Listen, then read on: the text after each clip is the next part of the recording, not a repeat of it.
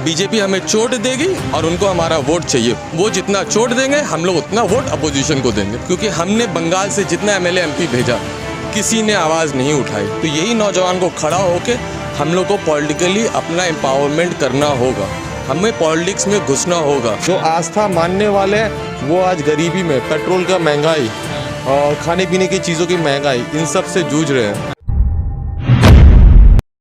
तो कुछ और सवाल है। सवाल ये है कि राम मंदिर जो है, एकदम राम मंदिर में पूरा विवाद चल रहा है। 2 करोड़ की ज़मीन 18.5 करोड़ में, फिर 5 आदमी निकलता है वहाँ दिल्ली के लाजपत यहाँ से अशोकनगर से, वो 5 लोग जो है ठगी का मामला फर्जी जो है राम जन्मभूमि का ट्रस्ट बनाकर चला रहा। तो अच्छा इन्वेस्टमेंट का है ना कि भाई राम मंदिर ट्रस्ट में इन्वेस्ट कीजिए और तिरपल चौबल 10 गुना ज़्यादा ही ना।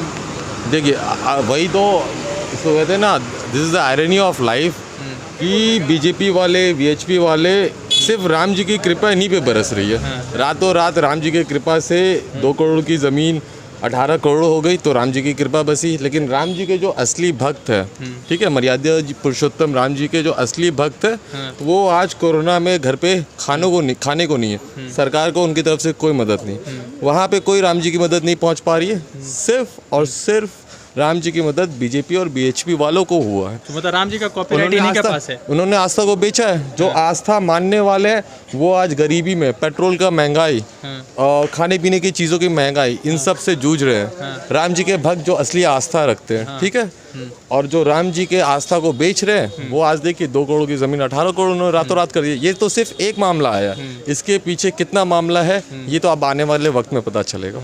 एक जो है ऋषिकेश उपाध्याय जो अयोध्या के ये हैं मेयर है, उनके बेटे उनके भतीजे हैं, उनके साथ भी ये मामला आया है कि उसने भी जो है 20 लाख की ज़मीन जो है 1.5 करोड़ रुपये में बेच दी। तो उसमें बीजेपी के लोग भी तो हैं जिसके ऊपर योगी जी कुछ कह नहीं रहे। तो ये बात तो मेरे भाई, आप हमारे हिंदू भाइयों को समझना चाहिए कि राम जी के नाम से वो सिर्फ उनको लड़वाने के लिए आगे ला रहे हैं, उनको क्राइम में उतार रहे हैं, उनको क्रिमिनल बना रहे हैं, उनके अंदर नफरत डाल रहे हैं। किसी का बेटा बीसीसीआई का प्रेसिडेंट बन रहा है तो किसी का बेटा टिकट ले रहा है, उनके बेटे सिर्फ वो भाषण दे रहे और हमको और आपको ला रहे। ये सिर्फ बात मुसलमानों तक नहीं है, ये बात देश के फ्यूचर का है।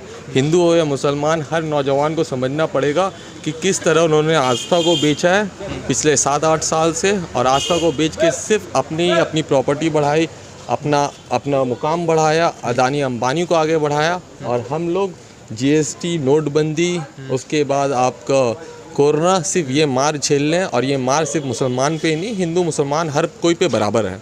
तो तब उत्तर प्रदेश में बंदरबाट चल रहा है, तो आप लोग भी शामिल हो जाइए। जी हाँ, उत्तर प्रदेश में कफन तक चोरी कर लिया गया। यही हिंदू भाई जो वहाँ पे योगी जी की सरकार आई थी, उनको लगा कि हाँ भाई कोई महंत आया है, इंसाफ होगा, वही इंसाफ उनके साथ हुआ। मरने के बाद तो चिता नसीब नहीं हुई, जो मट्टी नसीब हुआ था वो मट्टी से कफन भी छीन के लेके चला गया। तो ये तो हमारे देश का सिस्टम है, यही हमारे देश का सिस्टम है।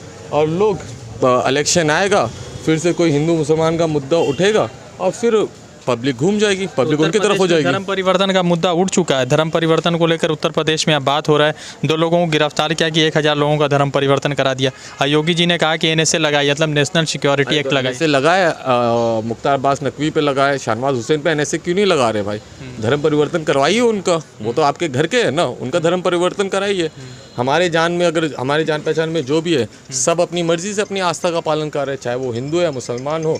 अगर मुसलमान को हिंदू धर्म अच्छा लगता है वो उसकी इज्जत करता है, किसी हिंदू को मुसलमान धर्म अच्छा लगता है वो उसकी इज्जत करता है। धर्म परिवर्तन कराइए, आप कराइए, अब्बास नकवी और शहनवाज हुसैन से करवाइए, मुरली मनोहर जोशी जी का भी के घर से करें, सुब्रमण्यम स्वामी जी के घर पे करवाइए, वहाँ से धर्म परिवर्तन कराइए।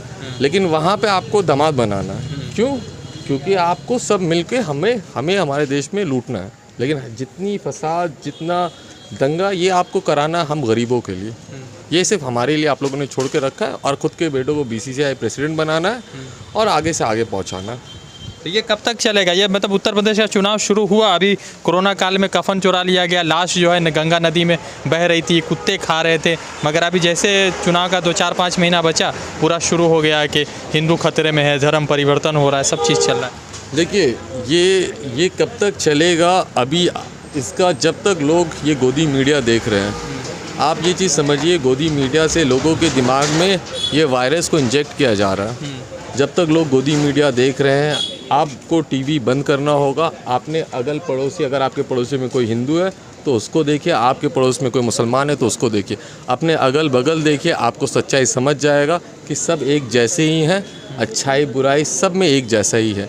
आपको टीवी बंद करके ये पॉलिटिकल पार्टी की प्रोपेगेंडा से बाहर निकल के उनका साथ देना होगा, जो हक़ की आवाज़ उठाते हैं, जो सफ़ेद को सफ़ेद, काला को काला कहते हैं, और जो गरीबों मजलूमों की आवाज़ उठाती है, आपको उनका साथ देना होगा। तो एक सवाल ये है कि राम मंदिर आस्था को लेकर सुप्रीम कोर्ट ने फैसला सुनाते हुए ज़मीन जो है राम मंदिर ट्रस्ट को दे दी। मुसलमानों को बदलैन का ज़मीन दिया गया, मुसलमान कबूल करे ना करे उनका मन है। मगर सवाल ये है कि उसी आस्था की जगह पर जहाँ पर मुसलमानों ने सुप्रीम कोर्ट पर सब्र करते हुए जो है बर्दाश्त कर लिया था, आज जो है उसी जगह पर पूरा घोटाला चल रहा है। 12 करोड़, 8 करोड़, 18 करोड़ वही लोग बेच रहे हैं, राम मंदिर ट्रस्ट के लोग, वही लोग बाद में 2 महीने बाद, 2 मिनट बाद खरीद रहे। तो फिर तो आदमी का आस्था ख़त्म हुआ ना। देखिए, जो सच्चे आस्था वाले हैं ना भाई, वो राम जी की सिखाई हुई सही चीज़ों को मानते। ये वही मर्यादा पुरुषोत्तम राम है जिन्होंने झूठा जामुन एक दलित के हाथ से खाया था, ठीक है, अपने पिताजी के कहने पे अपने भाई के लिए राजपाट छोड़ के 14 साल चले गए थे। तो बहुत सारे हमारे हिंदू भाई जी भी चले जाएंगे। जी जी, नहीं वो नहीं जाएंगे। वो राम के वो भक्त है जो लड़ भिड़ के दंगा करवा के ताकत में रहना चाहेंगे, गद्दी में बने रहना चाहेंगे। राम के जो असली मानने वाले हैं बहुत लोग अभी भी हैं। ये हमारी खुशनसीबी है कि बहुत हमारे हिंदू भाई हैं जो राम के असली भक्त हैं। वो आज के डेट में आप देख लीजिए, अभी कोरोना के काल में बहुत सारे हिंदू भाई बाहर निकल के लोगों को खाना खिला रहे, मदद पहुंचा रहे। मेरे नज़र में तो राम के असली भक्त वो हैं जो किसी मजलूम पे जुल्म होता है उनकी मदद करने आगे आ रहे हैं। मेरे नज़र में तो असली राम के भक्त वो हैं जो राम जी की ज़मीन को 2 करोड़ में 18 करोड़ अपने पैसे बना रहे हैं, पॉलिटिक्स कर रहे हैं और उस पर वोट मांग रहे हैं। वो राम जी के भक्त नहीं है, वो आपके आस्था को बेच रहे हैं। अभी एक फिर एजाजदार के मॉब लिंचिंग की खबर आई। उससे पहले एक हबीब मियाँ नाम करके एक व्यक्ति था, 2017 में गिरफ्तार किया, 4 साल बाद छोड़ दिया कि आपके ऊपर कोई एलिगेशन नहीं है। तो मुस्लिम नौजवान कहाँ किसके पास दरवाज़ा खटखटाए? जिनका 4 साल बर्बाद हुआ, या एजाजदार जिनके घर में 3 छोटी बहनें और एक पैरालाइज्ड बाप है? देखिए, ये चीज़ आप साफ समझ लीजिए, ये शुरू हुआ था इखलाक, पहलू खान, जुनैद और आज फिर एजाजदार। ऐसे कई दर्जन वाक़या हो चुका है। अब मसला ये है कि जब से बीजेपी पावर में आई है तो उनका ये साफ है, ये जो क्रिमिनल्स हैं, अब ये क्रिमिनल्स को एक बहुत अच्छा गैंग मिल गया, ठीक है। पहले क्या थे, क्रिमिनल्स बाहर काम करते थे, अब ये क्रिमिनल्स आ गए हैं बीजेपी के अंदर में, ठीक है, झंडा तले, बिल्कुल ये क्रिमिनल्स आ गए और इनको पहले क्राइम करने पे इनको सज़ा होती थी, अब क्राइम करने पे उनको आने वाले वक्त में टिकट मिलने वाला है। आप देख चुके हैं, इससे पहले भी यूपी में एक केस हुआ था जो कल्प्रिट था। हाँ जी, साध्वी प्रज्ञा को देखिए, वो जीती है। उससे पहले उत्तर प्रदेश में एक केस हुआ था, वो लड़का योगी जी के इसमें मंच में सबसे आगे बैठा हुआ है, तिरंगे में उनके बॉडी को दिया। तो ये उनको अब उनका ये करियर का एक ग्रोथ हो गया, ठीक है, ये उनके करियर के, अब क्रिमिनल्स का करियर का ग्रोथ है। बीजेपी ज्वाइन कीजिए, किसी मजलूम को मारिए, किसी का घर उजाड़िए और आपको आप MP MLA बन जाइए, बिल्कुल आपको बहुत सपोर्ट मिलेगा। और हम लोग सिर्फ ट्वीट कर सकते हैं, रिपोर्ट कर सकते हैं, इसके अलावा हम लोग कुछ नहीं करने वाले हैं। और ये आने वाले दिन में ये बहुत आम हो जाएगा, ये बहुत आम हो जाएगा। किसी को भी मज़हब के नाम पे मारना, किसी को अपने choice of eating, choice of dress या चॉइस ऑफ बिलीफ पे मारना, ये बहुत आम हो जाएगा। और हम लोग सिर्फ और सिर्फ ट्वीट कर सकते हैं, रीट्वीट कर सकते हैं। इसके अलावा हम लोग, कानून बैठ गया है, कानून में उनके ऊपर चार्जशीट फाइल होगी और चार्जशीट फाइल हुई तो बड़े से बड़े वकील आके उन्हें बेल में निकालेंगे। तो ये हकीकत है, ये हिंदुस्तान के अमन पसंद लोगों की यही मजबूरी है। अच्छा, तो सवाल ये है कि अभी कोई आवाज़ नहीं उठा रहा है, सब कोरोना में है, तो असदुद्दीन वैसी आवाज़ उठाते तो अभी जैसे मुसलमान उनको कह देते कट्टरवाद है, तो मुसलमान के साथ भी तो प्रॉब्लम है कि अगर कोई व्यक्ति आवाज़ उठा रहा है तो उसको कट्टरवाद का लेबल लगा के साइड लाइन धरा दीजिए। देखिए, ये तो हमेशा से वो होते हुए आ रहा है। अगर आज सरकार का बीन जो नहीं बजा रहा है तो पब्लिक उनके अगेंस्ट में जा रही है। और सबसे अफसोस की बात है कि मुसलमान को ये सोचना चाहिए कि जो ओवैसी साहब पार्लियामेंट में आवाज़ उठा रहे हैं मुसलमान का, उनके आवाज़ से पूरी दुनिया जान रही है कि आज हिंदुस्तान में क्या हो रहा है। अगर हम उनका साथ नहीं देंगे तो कौन देगा? उनको मीडिया में नाम दे दिया, गोदी मीडिया ने, भड़काओ भाईजान। वो भड़का नहीं रहे, वो जगा रहे हैं, वो बता रहे हैं हमारा हकीकत क्या है, क्या हम हकीकत है हमारा, भड़का नहीं रहे, हमें जगा रहे। और दाढ़ी टोपी रखा हुआ इसीलिए वो भड़का रहे, अगर दाढ़ी टोपी नहीं रहता तो शायद फिर बात सही रहती उनकी। भाई आप मुझे एक बात बताइए, क्या भड़का रहे? अगर कोई मरा, किसी पे जुल्म हुआ तो जुल्म हुआ, अब क्या मुंह बंद कर लें? अगर वो उनको हमने, अगर हम लोग हमारे यहाँ से बंगाल से हमने बहुत MLA MP भेजा, मैं कोई मज़हब में नहीं जा रहा हूँ, हिंदू भी भेजा, हमने मुसलमान भी भेजा, हमने क्रिश्चियन भी एमएलए एमपी भेजा ना भाई। वो हमारा आवाज़, अच्छा हमने क्यों भेजा वहाँ? हमने पार्लियामेंट में, आपकी तो लीडर नुसरत जहाँ है ना, नहीं हाँ, हमने नुसरत जहाँ को यहाँ के लोगों ने क्यों भेजा?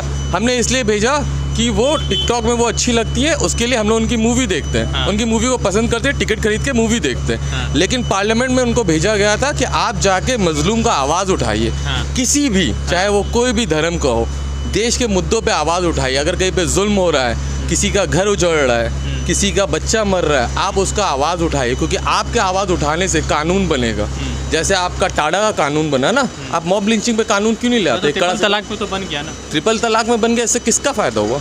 मैं तो आज तक ना किसी मुस्लिम महिला का फ़ायदा हुआ उससे, ना किसी मुस्लिम मर्द का, किसी का फ़ायदा नहीं हुआ। ट्रिपल तलाक पे तो पहले से ही मुस्लिम समाज काम कर रहा था। मुस्लिम समाज अपने बुराई को मिटाने के लिए पहले से काम कर रहा था। तो हमने नुसरत जहाँ को भेजा, वो आवाज़ नहीं उठाई। आवाज़ किसने उठाई? हैदराबाद से एक एमपी हिंदुस्तान के हर मुसलमान का आवाज़ उठा रहे हैं। और सिर्फ मुसलमान नहीं, बहुत सारे बात उन्होंने दलितों की आवाज़ उठाई, हर माइनॉरिटीज़ की बात उठाई, कहीं पे भी जुल्म हुआ उन्होंने आवाज़ उठाई। और यही एमपी का काम है। अगर कोई एमपी अपना काम कर रहा है और अगर गोदी मीडिया उसको भड़काओ भाईजान बोलता है और मुसलमान अगर उस बात को यकीन मानता है, तो ये उनकी समझदारी, उनको मुबारक है। आने वाले दिन में सब झेलेंगे, ना समझ भी झेलेंगे और साथ साथ हम लोग भी झेलेंगे। मुसलमान के बंदों नौजवानों की जान ऐसी जाती रहेगी? जी बिल्कुल जाएगी, क्योंकि जिस हिसाब से, अगर देखिए ये आप साफ समझ लीजिए, जिस किसी ने भी ये मॉब लिंचिंग किया है, सामने तरफ से आप समझ लीजिए उनको बहुत बड़ा सपोर्ट है। और सपोर्ट के आपके पास एग्जांपल है सादिर प्रज्ञा ठाकुर। तो जिसने भी ये काम किया है वो आगे बहुत तरक्की करने वाला है। जुल्म अगर हमारे लोगों के साथ हुआ है, चाहे वो हिंदू हो या मुसलमान हो, जो भी अमन पसंद है, अगर उनको लगता है ये जुल्म है, तो हम लोग अगर जब तक ट्विटर में बैठे रहेंगे, जब तक इसी तरह इंटरव्यू देते रहेंगे, नहीं होने वाला। का जरूरत है, ट्विटर कोर्ट ही बना दिया, ट्विटर कोर्ट ही बना दीजिए ना। देख लीजिए किसमें कितना लाइक आया, किसमें कितना डिसलाइक आया, फैसला कर दीजिए। अगर हम लोग को, अगर नौजवान का जान जा रहा है, तो यही नौजवान को खड़ा होकर हम लोग को पॉलिटिकली अपना एम्पावरमेंट करना होगा, हमें पॉलिटिक्स में घुसना होगा। अब हम लोग वो ज़माना नहीं रह गया कि हम लोग धरना दे सके। अब सब कुछ फेसबुक में आ गया, ट्विटर में आ गया। अब हम लोग को पॉलिटिक्स में खुद आना होगा, क्योंकि हमने बंगाल से जितना एमएलए एमपी भेजा, किसी ने आवाज़ नहीं उठाई। और मैं आपको ये भी बता दे रहा हूँ, ये जो अपोजिशन नाटक कर रही है मुसलमान से मोहब्बत का, उनको सिर्फ हमसे एक मोहब्बत है, हमारा वोट चाहिए। ठीक है, बीजेपी हमें चोट देगी और उनको हमारा वोट चाहिए। वो जितना चोट देंगे, हम लोग उतना वोट अपोजिशन को देंगे। बात समझ रहे आप?